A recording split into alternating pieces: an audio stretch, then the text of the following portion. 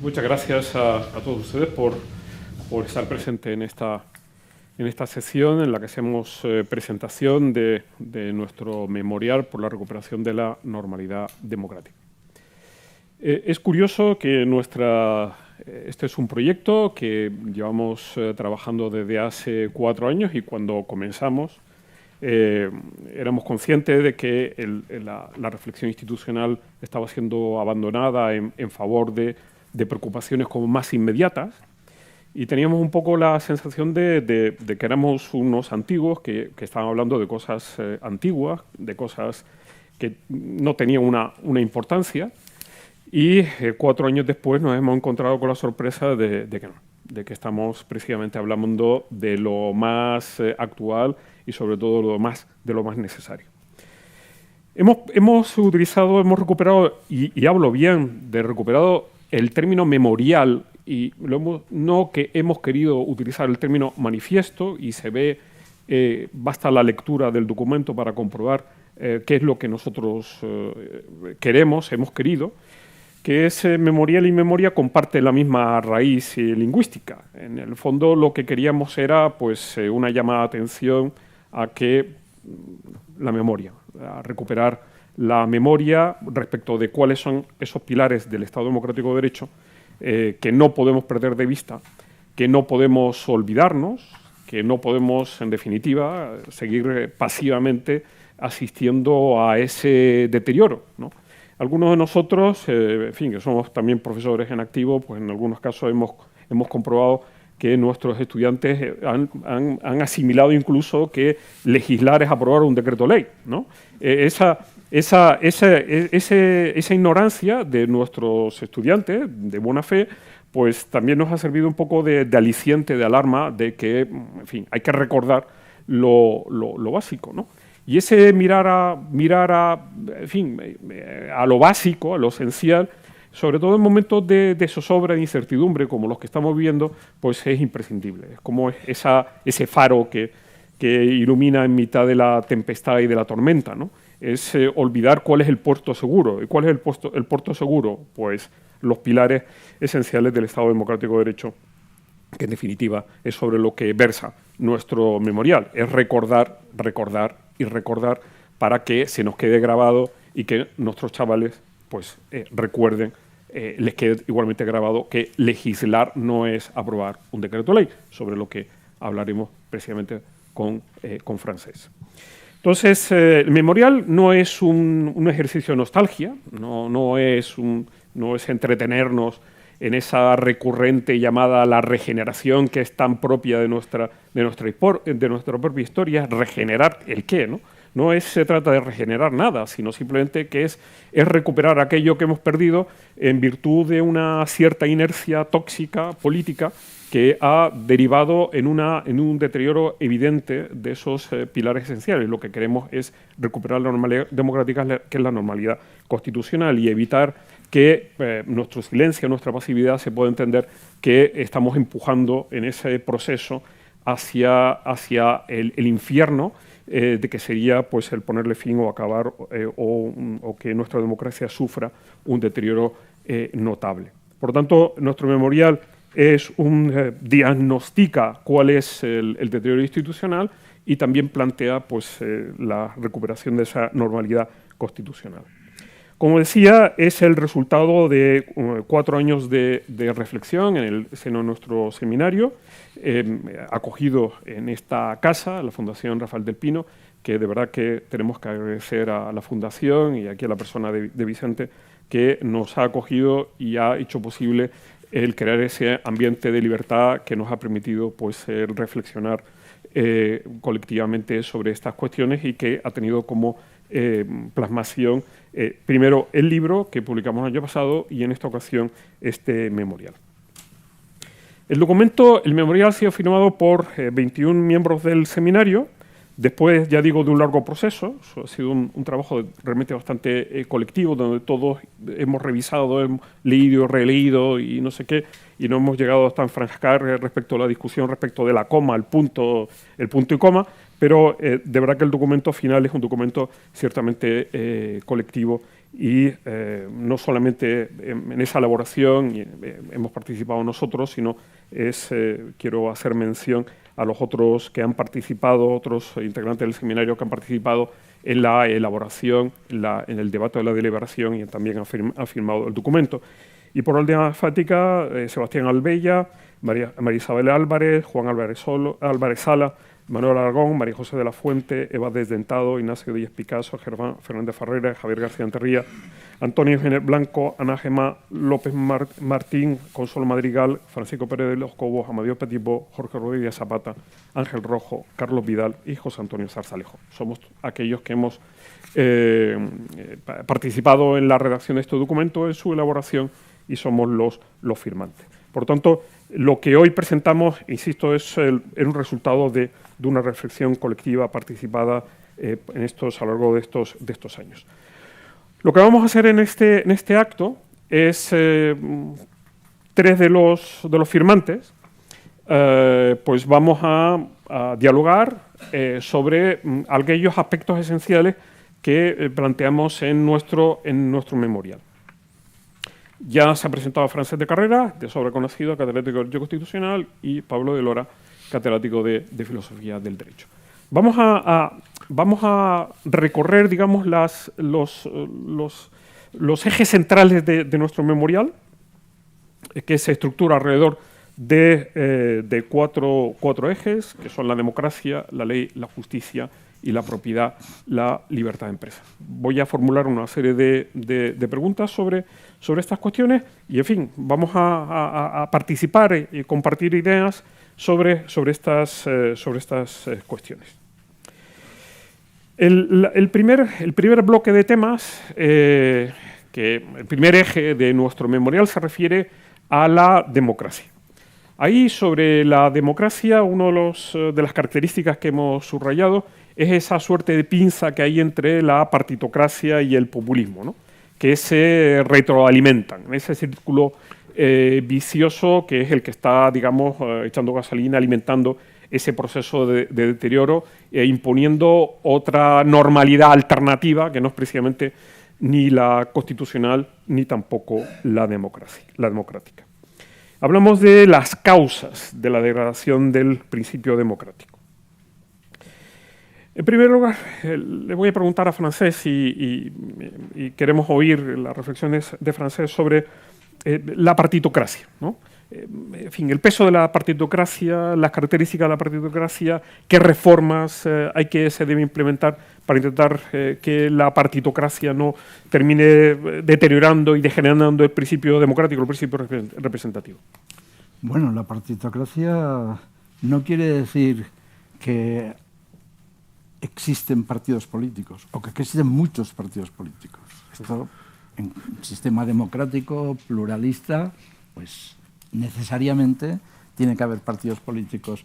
La partitocracia quiere decir que, sobre todo, los partidos que pueden hacer mayoría, los grandes partidos, se pongan de acuerdo para no dejar que los otros participen y, por tanto, que dominen, que controlen las instituciones. Ellos dos, en este caso, cuando era un sistema bipartidista, ellos dos controlan las instituciones sin dejar participar a los demás, con lo cual el pluralismo pues padece, que es otro de los elementos centrales de la democracia, y por tanto la partitocracia lo que hace es que provoca, en el fondo, provoca un poco lo contrario, que es el populismo.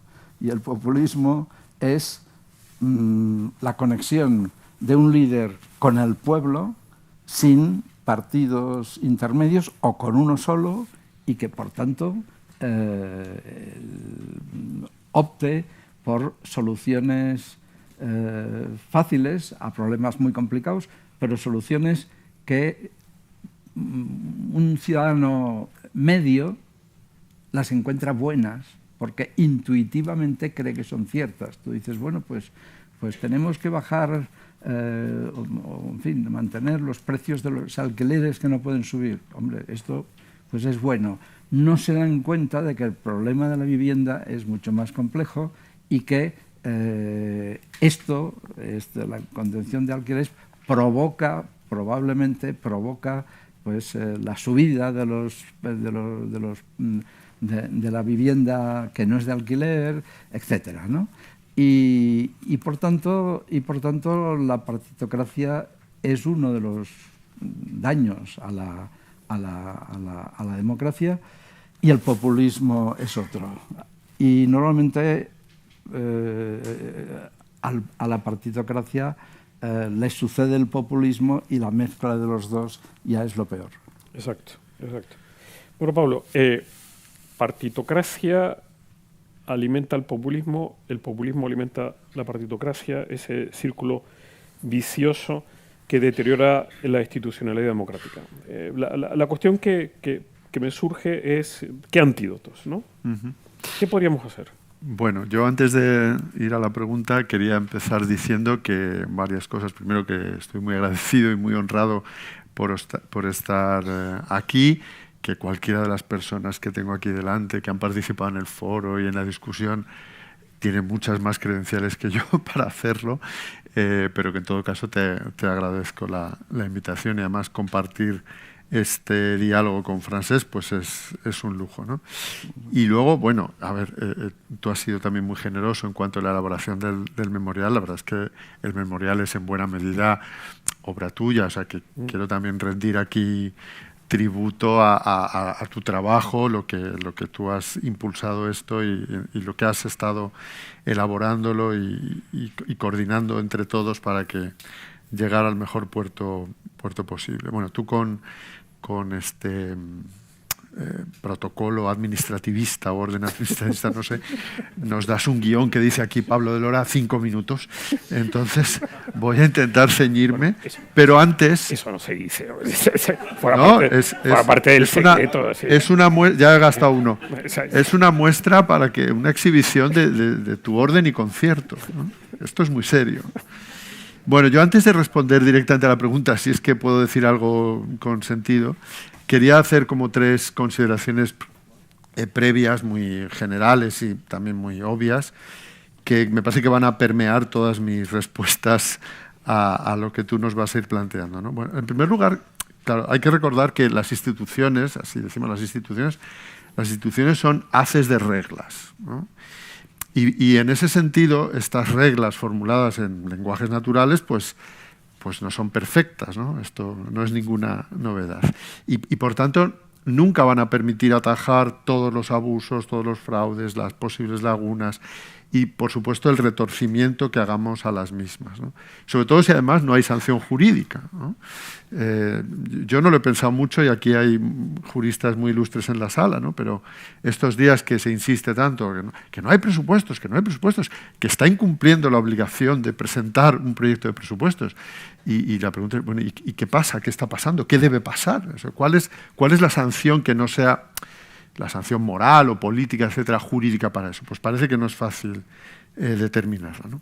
Luego, la normalidad democrática que queremos recuperar, también, segunda precaución, tampoco pensemos que venimos de un mundo arcádico y que ahora estamos en el infierno. Bueno, yo creo que esta degradación, digamos, viene ocurriendo desde hace tiempo, ¿no? No es de antes de ayer. Quizá en los últimos tiempos se ha exacerbado de una manera alarmante, ¿no? Pero esa normalidad, digamos, es una combinación de esas instituciones diseñadas de la mejor manera posible, pero también de actitudes y disposiciones de carácter por parte de los actores políticos, ¿no? Vicente decía ahora en la presentación, necesitamos personas comprometidas que compartan valores. Es que si no tenemos esto, me parece que no hay manera de lograr ninguna normalidad democrática. Esto es, en el fondo, necesitamos una cierta moralidad política. Y claro, cómo moldearla o cómo generarla, pues sobre eso tenemos muchas limitaciones. Y en último lugar, la democracia constitucional, esto también lo sabemos bien, es un sistema muy delicado de equilibrios, ¿no? de componentes que chocan entre sí, que no encajan del todo, y que generan tensiones que no podemos nunca reducir, sino solo manejar. Y creo que hoy esos equilibrios se han roto. Ese equilibrio, por ejemplo, es entre dos polos que están ahí presentes. Claro, democracia en algún sentido es populismo, es voluntad del pueblo. Pero por otro lado tiene un componente elitista. Bueno, queremos poner frenos a ese pueblo, digamos, que puede desatarse, ¿no? Yo creo que hoy los componentes más tóxicos se han exacerbado, como decía antes. Las dosis, digamos, están mal equilibradas, ¿no? Es un poco como les pasa a los maratonianos o a la gente que corre fondo, que necesita una determinada concentración de sodio, pero ni muy diluido ni poco, ¿no? O sea, podemos sufrir de hipotermia o de deshidratación, pero también de hiponatremia, ¿no? Y algo así me parece que está pasando. Yendo a tu pregunta, yo creo que la deriva populista o plebiscitaria me parece que tiene entre sus causas más obvias el hecho de que la función representativa hoy está rota, está ausente. El Parlamento no cumple hoy esa función. El diputado no responde, nunca quizá respondió del todo ante su constituency, pero hoy el Parlamento pues, es un puro teatro de representación de lo peor de la política, ¿no? de las maneras más toscas, de lo más alejado que podemos pensar es la función propia del parlamentario, ¿no? Y bueno, esto se debe, esto se ha estudiado y se ha dicho en muchas ocasiones, ¿no? En primer lugar, porque está la política excesivamente profesionalizada, los representantes dependen excesivamente, y ese sería otro rasgo de la partidocracia, del líder político del que depende su continuidad o su cargo o su fortuna en el fondo, ¿no? En última instancia, de cuán servil sea en el ejercicio de esa correa de transmisión de su organización. Bueno, necesitaríamos, para empezar, parlamentarios que parlaran, ¿no? Algo más. Hoy he leído que un ilustre diputado que abandona su escaño ha intervenido exactamente 60 minutos en 6 años, o sea, 10 minutos a 10 minutos por año. Alguien malvado diría, bueno, mejor así que no que hubiera intervenido más. Hay muchas, supongo que hay muchas cosas en el diseño institucional que se pueden hacer para esta falta de representatividad. Que no es solo que no se ejerce la función que está uno llamado a ejercer, sino que el Parlamento me parece que no distribuye bien o de manera igualitaria la influencia. Y esto lo sabemos bien, ¿no? Y es la sobrerepresentación de algunos partidos, la influencia exacerbada de los nacionalismos. Yo, para preparar esto, me he cogido los datos. La suma de Esquerra Republicana, Junts, Bildu, PNV, BNG y Coalición Canaria es de 1.579.379 votos en las últimas elecciones generales. Es casi la mitad de lo que obtuvo Vox. ¿Qué podemos hacer? Bueno, ahí hay muchas posibilidades, ¿no? Por umbrales más altos, cambio de circunscripción, para lo cual habría que reformar la Constitución, pero esos serían mis antídotos institucionales, más allá de que necesitamos mejores parlamentarios. Sí, claro. Muy bien, muchas gracias, Pablo, aunque no has respetado el guión que te he pasado. En fin, soy un administrativista ahora, medido a menos, y habrá sanción. Exacto, otro ejemplo del deterioro institucional. Ya a los administrativistas no se les hace caso. Bueno, luego hablaré mucho menos. Exacto. Bueno, el segundo eje es el de la ley, ¿no? El Estado de Derecho, gobernado por el derecho, pero claro, y ahí la pieza esencial es la ley, que se ha convertido, lo hemos denominado la ley del telediario, en fin, la ley como ariete político-ideológico, lo que hemos estado comentando, en ejemplos extremos que hemos visto y en fin, yo creo que aquí y aquí todos recordamos la experiencia de nuestros estudiantes que nos ha marcado, lo hemos comentado en alguna sesión de nuestro seminario. Ciertamente el ejemplo estrella es el deterioro del decreto ley, ¿no? Francés, en fin, coméntanos esto del del decreto ley y el gobierno convertido en legislador ordinario, ¿no? Casi ordinario.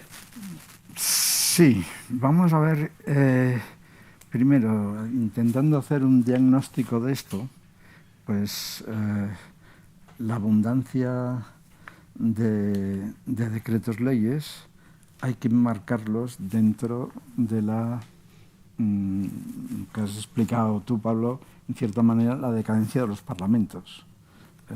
Es un aspecto de esto.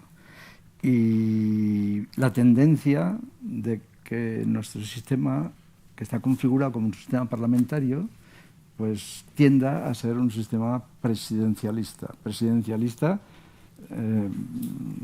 no el clásico, no el jefe del Estado es el presidente, sino el primer ministro, lo que en otros países, en la mayoría, son primer ministro, aquí sea el presidente de este sistema presidencialista. Entonces, esto es una parte. Hay que decir que la abundancia de decretos leyes viene de lejos. O sea, el exceso de decretos leyes viene de lejos. Y se ha escrito mucho sobre esto. Tenemos aquí a Manuel Aragón, que escribió un librito hace 10 años más o menos, algo así, sobre esto. Y muchos habían. Ana Carmona escribió mucho sobre esto. Muchos han escrito sobre esto. El exceso el abuso del decreto ley, ¿no? Por tanto, tampoco es una cosa exactamente de ahora. Ahora, si miramos los datos y las cifras, lo de ahora es mucho más escandaloso. Yo creo que por aquí tengo alguna de estas cifras. Y entre el año 2000 y 2015, respecto al conjunto de la legislación, leyes, tal, el decreto ley era el 40%. Ya era mucho, ¿eh? Ya era mucho. También habría que hacer un análisis cualitativo, a ver qué cosas son decreto ley o no. Pero del 2016 al 2021 es un 70% de la legislación. Pero del 2019 al 2023 es un 81%. Aquí hay que tener en cuenta, 2019-2023, que por en medio está la pandemia. Y claro, ahí también había unas razones de urgencia sobrevenidas, que esta cifra hay que matizarla con este aspecto. Pero de todas maneras es muchísimo. Entonces, bueno, el decreto ley que tiene, que además, como tú decías, los periódicos no le llaman decreto ley, le llaman decreto.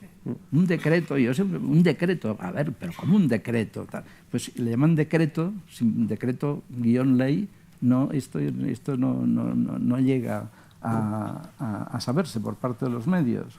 Y le llaman decreto, el decreto del gobierno, tal y cual. Bien, el decreto ley, claro, es una manera de legislar que sobre todo el abuso proviene de cómo se ha entendido el supuesto habilitante del decreto ley. ¿Por qué se pueden hacer decretos leyes? Por extraordinaria y urgente necesidad. Esto es un concepto indeterminado, pero dice algo. Por lo menos tiene que saberse que hay una urgencia para que de un día para otro entre en vigor, porque el decreto ley, una vez aprobado por el gobierno, entra en vigor como norma provisional, pero entra en vigor, pues tiene que haber alguna razón para que tengan que entrar en vigor el siguiente. Entonces, hay decretos leyes que, bueno, que están preparados desde hace tiempo, que se ha hablado de ellos, que no tienen ninguna razón presentable, constitucionalmente admisible, de que el decreto ley sea promulgado por parte del gobierno. La única razón es que no quieren que se discuta.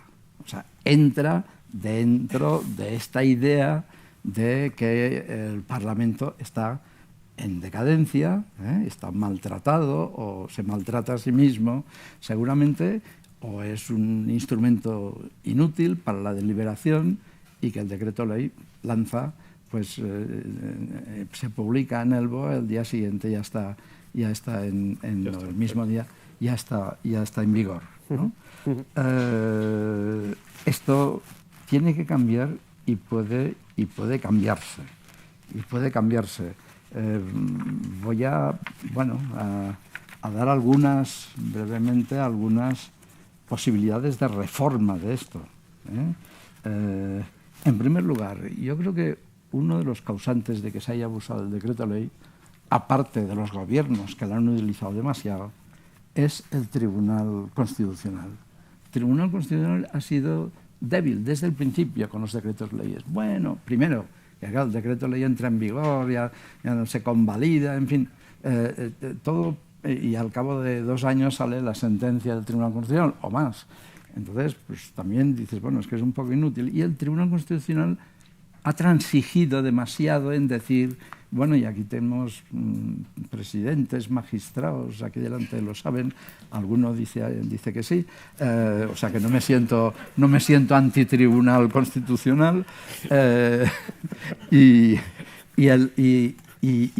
tendría que endurecer más las condiciones y decir, en alguna sentencia reciente hay alguna referencia a esto, endurecer más las condiciones y decir, oiga, no, esto no pasa. Y para que esto tuviera una cierta efectividad, tendrían que tener un procedimiento preferente del tribunal, tener en consideración los decretos leyes, ya que es una norma, cuando la puede recoger, cuando se puede impugnar delante del Tribunal Constitucional, ya es una norma que está en vigor. Y por tanto,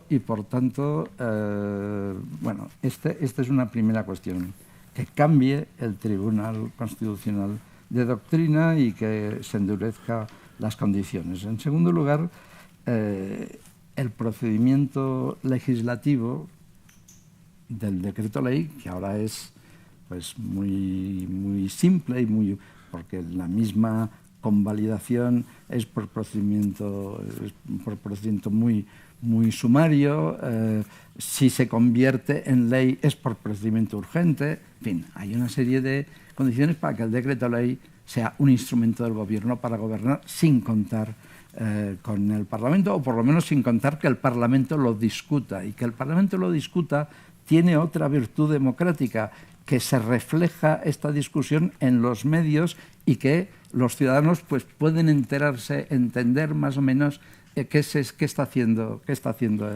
el gobierno y cómo esto debe discutirse. Y por tanto, ampliar el tiempo de discusión del procedimiento legislativo.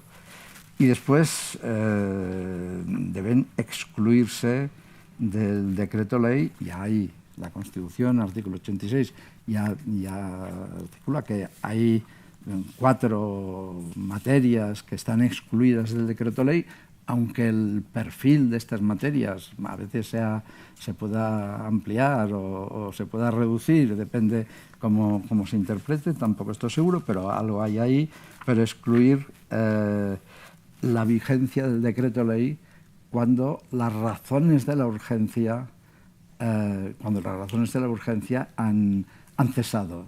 Si el decreto ley se ha hecho por razones de extraordinaria y urgente necesidad, cuando ya no hay necesaria y urgente necesidad, pues que se convierta en ley. No en el periodo de 30 días, sino al cabo de 6 meses, de 1 año, etcétera, ¿no? Y por tanto, que se discuta en el Parlamento. Y otra exclusión podría ser que el decreto ley no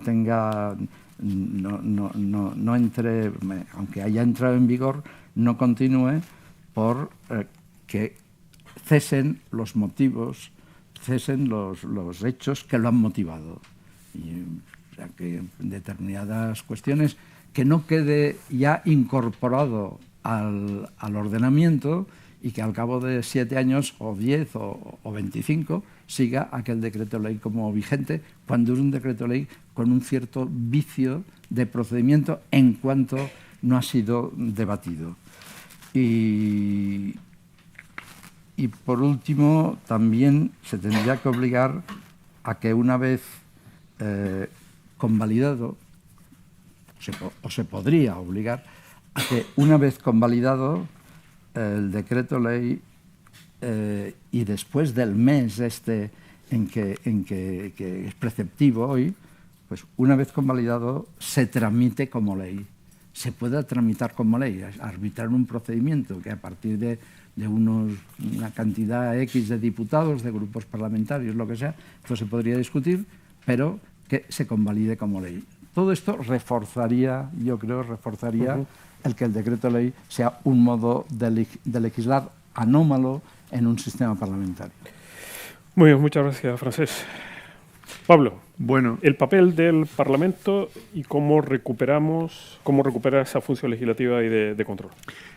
Muy bien. Yo quería añadir a la patología del abuso del decreto ley algunas otras patologías legislativas, una de las cuales es las famosas leyes ómnibus, que también han proliferado muchísimo entre otras, y que también inciden en esa, yo creo que técnica legislativa que en los últimos tiempos deja mucho que desear.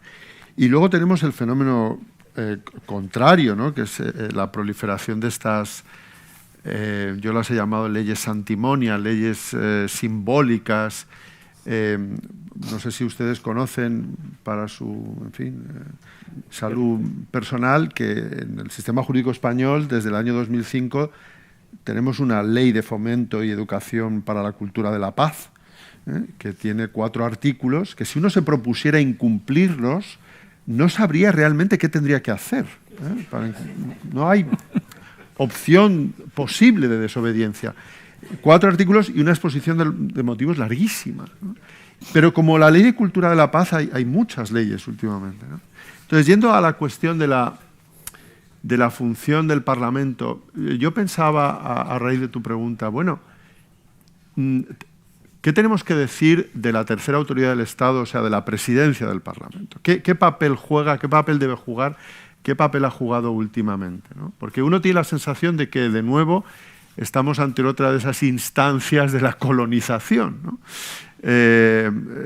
Tengo para mí que las presidentas últimas del Parlamento pues han sido más una correa de transmisión que un poder que ejerce sus funciones para el buen fin al que está llamado, ¿no? Y esto lo he pensado a propósito, por ejemplo, de la renovación del Consejo General del Poder Judicial. Hemos normalizado absolutamente durante años, ¿no?, que el Consejo General del Poder Judicial estaba pendiente de una negociación entre 2 actores políticos, cuando lo primero que estaba pendiente era de que la institución de la presidencia del Parlamento instara a los grupos parlamentarios a que, tal y como dicta la Constitución española, se procediera a esa renovación. Entonces, de nuevo, y claro, la condición de posibilidad es no solo elegir mediante el procedimiento adecuado una persona que va a ser suficientemente independiente, sino que lo sea, claro. Y bueno, y a lo mejor también ahí pues cabe pensar en algunos refuerzos de esa mayoría, pues que la persona que vaya a ocupar esa magistratura pues necesite más que la mera mayoría simple en segunda votación. Sé que esto tiene el riesgo entonces de que habrá minorías de bloqueo, ¿no? Pero no se me ocurre otra posibilidad, porque creo que en ese ámbito, o sea, en hacer pues que las sesiones parlamentarias, las preguntas y las funciones constitucionalmente dictadas se ejerzan con mucha mayor independencia y procurando que el equilibrio entre los poderes sea mayor del que es ahora mismo. Muchas gracias, Pablo. Has ajustado los 5 minutos. Bien. Mejoras adecuadamente. Bueno, el tercer eje se refiere a la justicia. Bueno, también hemos normalizado, ¿quién lo iba a decir? A nosotros que, en fin, en el mundo INDEP, lo de lawfare, etcétera, etcétera, lo hemos conocido, lo hemos sufrido, que se iba a convertir en una acusación en el debate político ordinario, ¿no? En definitiva, la acusación dirigida a comprometer la independencia de la institución central, una institución central en el Estado democrático de derecho como es la justicia. Hablemos de la independencia judicial. En fin, Francés, amenazas y por qué.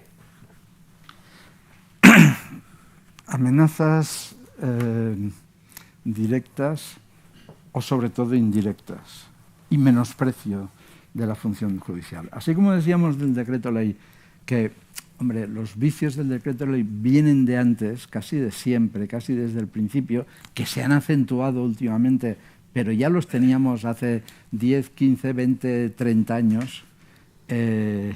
Estas amenazas a la independencia judicial son algo bastante reciente. Yo creo que estábamos acostumbrados a que cuando un político, un ministro, un diputado, tal, una persona de significación política, se le preguntaba por una determinada sentencia, decían, pues yo respeto las sentencias del Poder Judicial y no sé qué y tal y cual. Ahora no, ahora se atacan las conductas del Poder Judicial y hasta los jueces. Pobre juez Peinado, pues está siempre en el ojo del huracán, señalado como una persona que hace un año, más de un año, que inicia procedimientos y que bueno, que siguen y que están sacando muchos cuestiones que pueden llegar a ser delito, y tanto si está sacando esto. Pues bien, el juez Peinado fue considerado por los políticos, fue considerado por buena parte de los medios de comunicación como alguien, un hombre que está en el mercador, un hombre mayor, ya despistado, además del cuarto turno, que no sé qué. Por tanto, hay ahí un cambio, un giro, en que antes no se criticaba a los jueces y ahora hay campo libre para esto. En el fondo, la independencia judicial puede seguir perfectamente igual. O sea, bueno, el principio, por supuesto que sigue igual, pero ¿qué entendemos por independencia judicial? No es que se falta la independencia, no es porque insulten a un juez, no sé qué. Esto sería, en todo caso, el aspecto externo que puede influir en los jueces. Pero la independencia, un juez es independiente cuando en sus resoluciones, sean autos, sean sentencias, o en cualquier fase del procedimiento, se comporte de manera absolutamente adecuada a la ley. Es decir, que tenga argumentos para decir yo estoy cumpliendo la ley. Incluso, naturalmente, que un juez diga yo personalmente estoy en desacuerdo con la sentencia, con el auto que dicto, según mis criterios de justicia, pero lo dice la ley y yo tengo que cumplir con ella. Esta es la independencia judicial. En el fondo, el juez tiene que ser independiente de todos los poderes, y esta es la independencia como externa, podríamos llamar, independiente de todos los poderes, incluso de los mismos que están en la cadena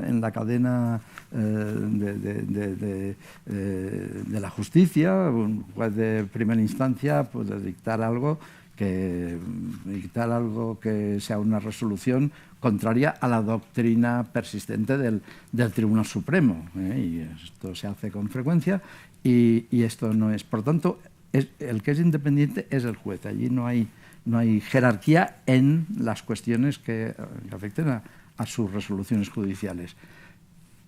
Sin embargo, el juez, que es independiente de todos los poderes, es absolutamente dependiente de las leyes que hace el legislador, es decir, del ordenamiento jurídico. Esta especie de aparente contradicción, que no lo es en absoluto, hace que sea independiente de todos y a la vez absolutamente, aquí la clave es decir, absolutamente dependiente de la ley. Entonces, ¿cuándo se puede decir que una sentencia es buena o es mala? No por el criterio político que uno tenga respecto a las consecuencias de la sentencia, a la misma resolución de la sentencia, sino si la argumentación que ha utilizado el juez es buena o mala, es decir, tiene sus fundamentos o no. ¿Cómo puedes discrepar de una sentencia, de una resolución judicial en general? ¿Cómo es legítimo discrepar, y esto no es ningún ataque al Poder Judicial, pues impugnando o discrepando de la argumentación que hace, no de la resolución final, no del fallo final, sino de la argumentación. Y por tanto, esta es tal como desde la prensa se podría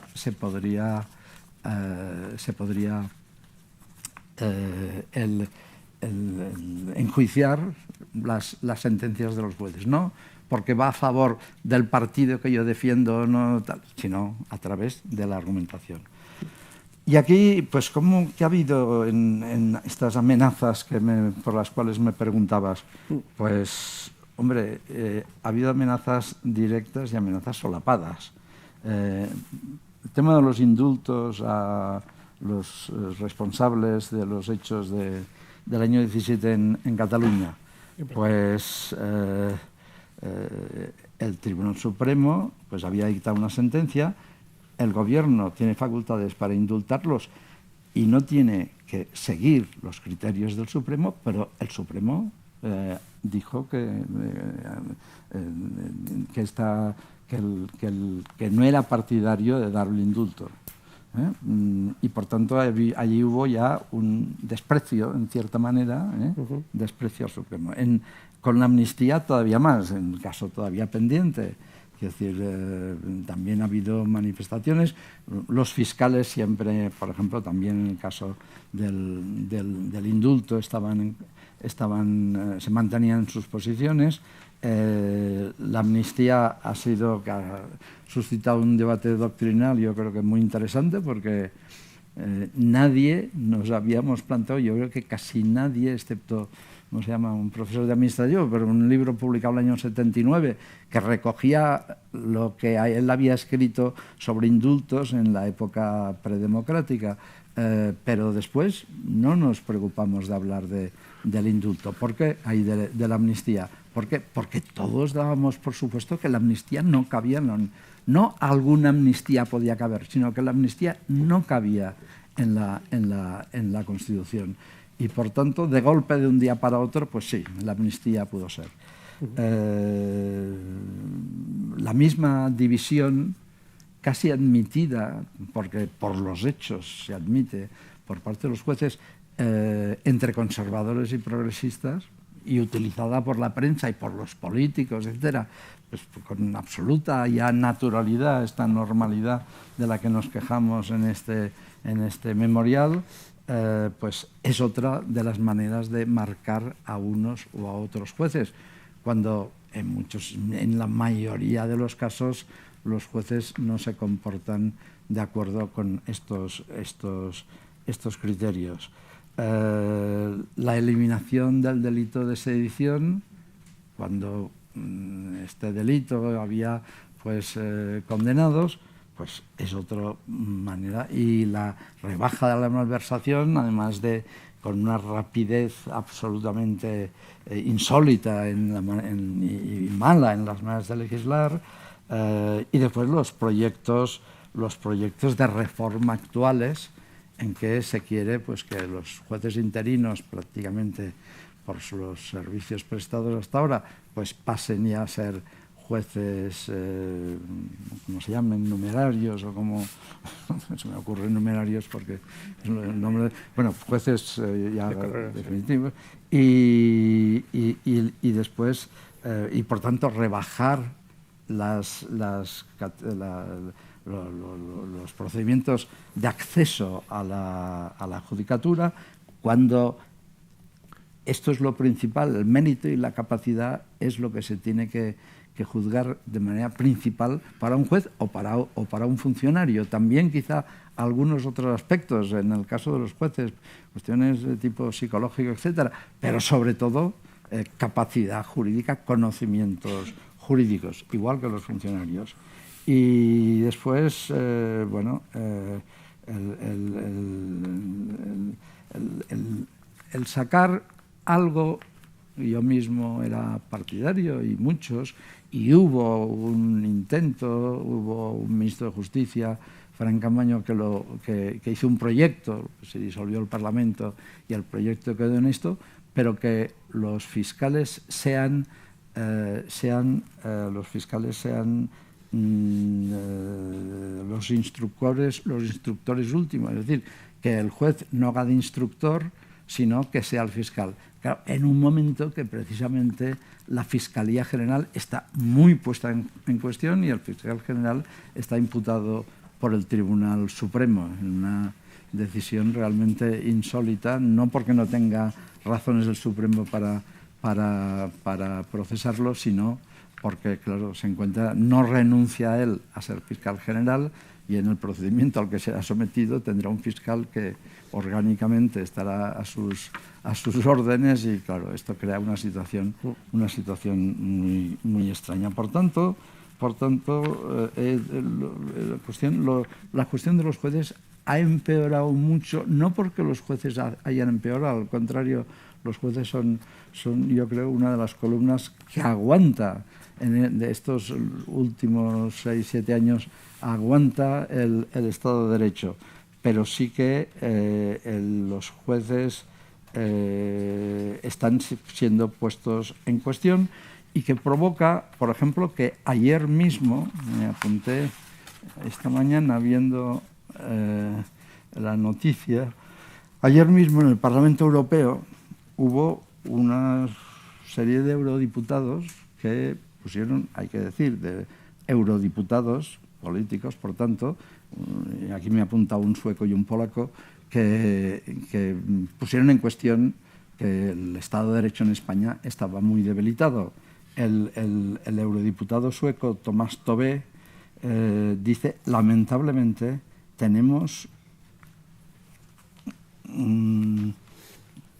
un problema grave con el Estado de Derecho en España. 2 puntos. Corrupción, abuso de poder, debilitamiento de las instituciones. Lo que está haciendo el señor Sánchez no es propio de una democracia europea. Si algo así ocurriera en mi país, en Suecia, el primer ministro dimitiría y convocaría elecciones. Mr. Sánchez, la fiesta se ha acabado. Y el eurodiputado polaco Michał Wojciechowski, un nombre extrañísimo, bueno, un nombre para nosotros, es decir, muy complicado de pronunciar, que no me atrevo a decirlo, dice, llega un momento en que el silencio se convierte en complicidad. En el silencio se refiere del Parlamento Europeo. Hoy en España el Estado de Derecho no solo está erosionado, sino que está siendo desmantelado desde dentro porque se trata de su propio presidente del gobierno. Claro, esto sitúa a España en Europa en una situación cada vez más debilitada desde este punto de vista. Muy bien, Francés. En fin, Pablo, seamos revolucionarios. Seamos revolucionarios. Defendamos la importancia de la... Exacto, defendamos la importancia de la independencia judicial. ¿Quién nos lo iba a decir a nosotros, no? En el año 2025, hablando de este concepto tan revolucionario, ¿no? Sí. Efectivamente. Yo tenía que apuntar en tu pregunta, tenía que ver, que es lo que me he preparado, con la justicia constitucional. Y seré rápido, porque yo creo que todo lo que era relevante decir pues lo ha dicho muy bien Francesc, ¿no? De nuevo, no es ninguna novedad decir que la justicia constitucional, el papel del Tribunal Constitucional en un Estado, una democracia constitucional como la nuestra, pues siempre tiene una sombra de cierta sospecha de legitimidad, ¿no? De legitimidad democrática. El profesor Aragón me mira porque en este momento debe estar acordándose de cuando él estaba juzgando mi tesis doctoral, tratando de hacerme ver que no hay que poner demasiada carne en ese asador. Pero creo que compartimos todos la idea de que estamos ante una institución especial que tiene la última palabra sobre cosas muy importantes y que se sitúa por encima del legislador democrático por buenas razones. Pero creo que el presupuesto del funcionamiento de esta institución sospechosa también se ha quebrado, por lo menos alguno de ellos. y es, hombre, aquello de la mujer del César, ¿no? Es decir, este órgano compuesto por magistrados, bueno, si lo son de carrera, profesores de universidad, etcétera, pues tiene que tener apariencia de, bueno, solvencia profesional, por decirlo así, solvencia jurídica muy acreditada e independencia, en el sentido que apuntaba Francesc. Hombre, no me parece que sea la mejor de las ideas la de situar en ese órgano pues una persona que ha sido hasta antes de ayer ministro de Justicia de un gobierno concreto. No me parece tampoco, aunque no está prohibido hasta donde yo sé, que personas que van a ocupar esa magistratura no estén, y son magistrados o magistradas, no estén en la cúspide de la carrera judicial y sin embargo van a enmendar la plana a jueces que sí están en esa cúspide. Todo eso me parece que no es precisamente buen abono para que esa institución funcione de manera tal que genere confianza en el sistema, ¿no? Eso así, en esa dimensión, digamos, de la apariencia. Y luego, bueno, a mí siempre me ha parecido que una manera de sortear la objeción democrática es que el Tribunal Constitucional actúe con una actitud deferente hacia el legislador, o sea, que aplique la célebre presunción de constitucionalidad de la ley o regla Taller, pero no sé si en el contexto actual yo diría esto con la boca un poco más pequeña, ¿no? Y luego, en términos de alguien que lee jurisprudencia constitucional, que no es experto, ¿no? Yo no soy constitucionalista, pero me interesa mucho, yo tengo más preguntas y sospechas que de nuevo minan esa confianza, ¿no? ¿Se está deliberando suficientemente en el seno del Tribunal Constitucional hoy? O sea, los magistrados deliberan sobre sus proyectos de sentencia de una forma, hombre, no digo en el ideal habermasiano puro, ¿no? Pero la sensación que uno tiene es que ahí el bibloquismo se ha instalado también y creo que eso no es nada conveniente, ¿no? Yo me he llegado a encontrar alguna sentencia en la que un voto particular en un amparo alude a un fundamento jurídico que no existe en la opinión mayoritaria. Y no sé si es una errata o es que la sentencia no se ha pasado en su última versión. O sea, a uno le caben sospechas preocupantes, ¿no? Entonces, bueno, ¿qué hacer ante eso? Pues volver a empezar, ¿no? Volver a intentar pues que sea magistrado. ¿No? Sí, la revolución de la normalidad, digamos, de que los que van a ser magistrados constitucional pues sean personas efectivamente de absoluta reputación indudable y que se traten de sortear esos pequeños defectos formales, ¿no? Hombre, si hay magistrados como debe haber de carrera, pues casi es preferible que sean magistrados del Supremo, etcétera. Muy bien, Pablo. El cuarto y último eje de nuestro memorial y eje también de nuestras preocupaciones y también de reivindicación de la normalidad se refiere a la propiedad y la libertad de empresa. Tenemos en la cabeza ciertas noticias, ciertos hechos que todos conocidos, alguna ley, alguna intervención pública. Francesc, el contexto, la intervención pública, los límites constitucionales. Andrés, me preguntas algo muy difícil de contestar. Comenzamos mal. Y muy difícil de explicar, sobre todo.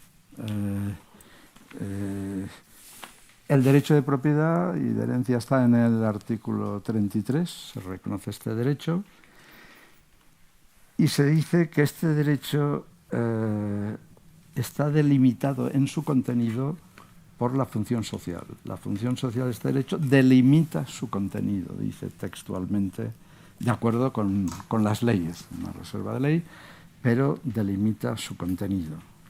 Y después, bueno, que se puede expropiar, una excepción a esto, es la tercera parte del tercer punto del artículo 33, que es que se puede expropiar mediante indemnización, cosa natural, ya estaba en la Constitución de Cádiz, o sea que no es nada no es nada nuevo. Y el artículo 38, que habla de la libertad de empresa, y esto que es relativamente nuevo, moderno, pues también pone unos límites a la libertad de empresa, que es la defensa de la productividad en el ejercicio de la libertad de empresa, la defensa de la productividad, exigencias de la economía y, en su caso, de la planificación. Todo esto, yo creo que a esto debe añadirse, en este caso específico, de manera fundamental, en otros que afectan a derechos también, bueno, en todos los que afecten a derechos fundamentales, pero en este de manera muy especial, el artículo 53.1, cuando dice que los derechos del capítulo 2 vinculan a todos los poderes públicos y solo por ley en todo caso deberá regular su contenido esencial para regular este contenido. Deberá respetar el contenido esencial para regular el contenido de derechos y libertades. Respetar, o sea, aquí hay dos límites con carácter distinto: el límite de la función social del contenido y el límite del contenido esencial, porque esto afecta a todos los derechos, y yo creo que en especial el derecho de propiedad y también en parte a la libertad, o también a la libertad de empresa. Vamos a ver, aquí el Tribunal Constitucional, en una de sus primeras sentencias de abril, si no me equivoco, del año 81, estableció una doctrina sobre qué es el contenido esencial de los derechos. Y realmente ahí hay pues unas páginas muy largas de muy difícil comprensión, sacado de la doctrina alemana. ¿Qué ha sucedido con esto? Que esto yo diría que no se ha aplicado de manera decisiva después a ninguna sentencia. Y el tribunal se ha salido de cuál es el contenido esencial, invocándolo, y además esto afecta al contenido esencial, pero sin aplicar la doctrina de esta sentencia, que realmente es muy enrevesada. Yo la expliqué una vez en clase y dije que no la volveré a explicar nunca más, porque la cara de los alumnos que ponían de incomprensión la entendía perfectamente. Esto viene de que la idea de contenido esencial fue apoyada en una tesis doctoral de mi compañero Juan Carlos Guevara.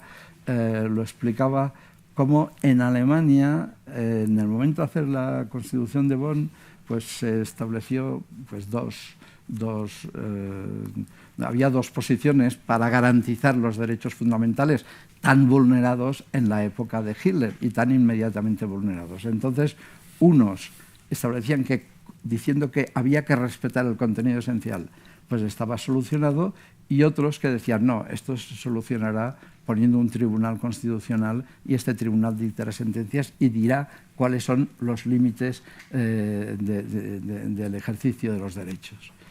Naturalmente, lo que dio resultado fue este segundo, el Tribunal Constitucional dictando cuáles son los límites de los derechos, y esto yo creo que es lo sucedido también en España. Se puede decir doctrinalmente que aquí hay dos límites en el derecho de propiedad, sobre todo, y en libertad de empresa también. Hay dos límites, los que están en el 33, los que están en el 38.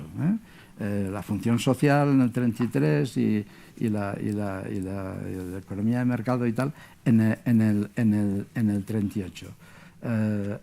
Un límite es al contenido y otro al contenido esencial, que es otra cosa. Pero ahí nos movemos en un terreno muy disputado, y en las mismas trabajos que se han hecho sobre esta materia, y aquí en primera fila que yo sepa, por lo menos hay 2 ilustres profesores y amigos que han hecho trabajo sobre esto, pues ellos mismos tienen dudas sobre cuál, si no tenéis dudas me lo decís, pero no, bueno, hay una parte que me dice que no tienen ninguna duda, bien, perfecto, pero en todo caso sí que en el conjunto de la doctrina hay dudas sobre lo que es esto, y por tanto yo creo que hay por un lado el contenido, la función social de la propiedad es un límite al legislador, y el contenido esencial es otro límite de otro carácter más externo al mismo legislador, y en consecuencia aquí en este aspecto y yendo al 38 creo que vamos a cosas más actuales, también primera fila, que hay una variedad de eximios juristas, también hay mercantilistas, pues esto afecta a toda esta discusión que yo creo que ahora está muy al día, hasta qué punto se puede el Estado, o sea, mejor dicho, el gobierno puede intervenir en las cuestiones que afectan a la libertad de empresa y al derecho de propiedad. Muy bien, Francesc. Pablo. No, muy rápidamente. El tema de la seguridad jurídica como elemento fundamental, como base, elemento fundamental del desarrollo de la libertad de empresa y la propiedad y en general de los derechos, ¿no? Sí. ¿Cómo puede la estabilidad normativa y seguridad jurídica convertirse en factor competitivo de nuestra economía? Bueno, yo respondo de maneras muy obvias y evidentes, ¿no? Pues me parece que es la precondición de cualquier economía funcionante. Pero me parece que la importancia de la seguridad jurídica, la previsibilidad de las normas, va mucho más allá de esta cuestión de la funcionalidad de la economía. Miren, como saben muy bien, el Tribunal Constitucional en los últimos tiempos se ha hecho muy fan del libre desarrollo de la personalidad, ¿eh? El libre desarrollo de la personalidad sería esa cláusula que nos permitiría expandir algunos derechos por la vía de la expansión, a su vez, valga la redundancia, de la autonomía personal, al menos en algunos ámbitos, ¿no? Esto ha ocurrido en lo que tiene que ver con la interrupción voluntaria del embarazo y al final de la vida, ¿no? Bueno, pues que podemos entender como legítima apelación al libre desarrollo de la personalidad como fundamento de esos nuevos derechos o garantías, presupone necesariamente la seguridad jurídica. No hay libre desarrollo de la personalidad si tenemos un poder público que actúa, o un poder legislativo, en este caso, que actúa de manera impredecible, arbitraria, al albur de cualquier circunstancia extraordinaria. Hemos tenido, para medidas tan importantes y decisivas en el mercado de la vivienda como la prohibición de la prórroga forzosa, la apelación a la COVID, a la guerra de Ucrania, no sé si ahora la posible guerra israelo-iraní. O sea, siempre hay una posible circunstancia excepcional que minará esa seguridad jurídica y esa previsibilidad, y a mí eso me parece muy pernicioso. Me parece, en definitiva, y ya con esto terminaría mi apunte, que el legislador en los últimos tiempos, esta coalición de progreso, ha hecho una operación que, al menos tal y como a mí me enseñaron mis viejos maestros, no se debió hacer nunca, que es la idea de que uno podía hacer justicia distributiva mediante el derecho privado. Yo creo que esa es una muy mala idea, ¿eh? Y a la vista está el resultado en ese ámbito, concretamente lo que ahora mismo dicen las encuestas es la máxima preocupación de los españoles, que es el derecho a la vivienda. Yo creo que ese derecho, así llamado, tiene una prestación correlativa, que es la función social que ejerce el poder público facilitando el acceso a vivienda. Pero no esta suerte de azar que se da porque a ti te ha tocado un inquiocupa y entonces ahora eres tú el que previamente tienes que certificar su vulnerabilidad y no sé cuántas cosas más. A eso le llamo yo hacer justicia distributiva mediante el derecho privado, que creo que es una muy mala idea, y no solo porque mine la seguridad jurídica, es que además creo que es contraproducente y los datos son elocuentes. Elocuentes, exacto. El que el Estado en materia de vivienda, en lugar de dedicarse a fabricar el producto que satisface ese derecho, en definitiva, construir vivienda, opte por la propaganda. En el ámbito de la asistencia sanitaria, a nadie se le ocurriría que se hiciera justicia distributiva sanitaria mediante la provisión de los servicios privados, ¿no? Bueno. Se trata de tener... No des ideas, Pablo, por favor. No des ideas. Que esto lo lee mucha gente, ¿vale? Bueno, con esto finalizamos.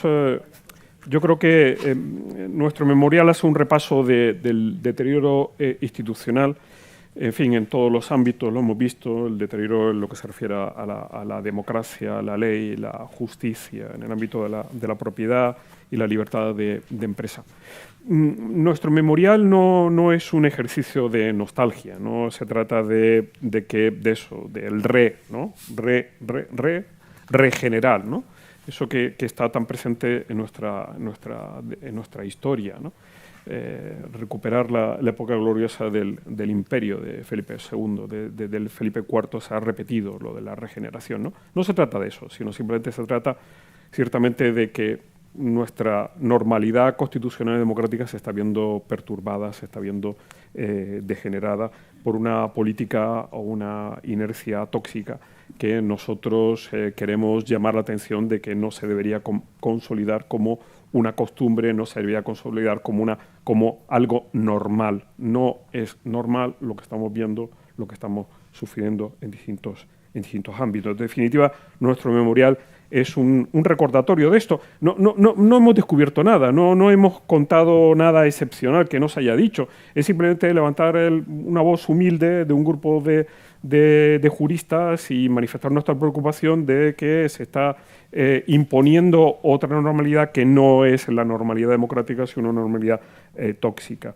Y queremos recordar que la normalidad democrática consiste en reglas previsibles y poderes limitados, que la prosperidad descansa en instituciones confiables, en definitiva, que sin ley clara, sin jueces imparciales y sin propiedad segura, no hay proyecto colectivo democrático que perdura. Una de las cosas que, en fin, después de tantas veces que hemos leído, releído nuestro documento, hay dos palabras que se repiten con muchísima frecuencia, que son las palabras legitimidad y confianza. Legitimidad y confianza. La legitimidad y la confianza. La legitimidad de las instituciones se están viendo comprometida, la confianza en las instituciones se está viendo comprometida, porque en definitiva no es más que un hecho histórico, un devenir histórico que está desconectando a la ciudadanía de las instituciones democráticas, las instituciones del Estado Democrático de Derecho, para en definitiva imponer otra institucionalidad. Nosotros en definitiva lo que queremos es hacer una llamada a que los ciudadanos reconecten con las institucionalidades democráticas, las instituciones del Estado Democrático de Derecho, y es simplemente esto, ¿no? Nuestra pequeña contribución de llamar la atención de que no es normal lo que estamos asistiendo, es una anormalidad y una llamada de atención de que tenemos que recuperar, ¿no?, la normalidad constitucional, la normalidad democrática. Y en definitiva, y con esto concluyo, decíamos en el memorial que la normalidad democrática es la infraestructura ética de la prosperidad. De eso se trata, ¿no? Ese componente que una llamada de atención a que no perdamos de vista que está en juego la legitimidad de las instituciones, la confianza en las instituciones, definitiva, que no podemos mantenernos callados cuando asistimos a este proceso de deterioro, porque sabemos que este proceso de deterioro no tiene un fin, es un proceso hacia el infierno y que sabemos y conocemos cuál es el infierno. Por nada, muchísimas gracias a todos ustedes por haber asistido. Simplemente invitarles a que lean nuestro memorial y que participen de ese compromiso de todos los firmantes y los autores respecto de esa defensa de la Constitución. Muchísimas gracias.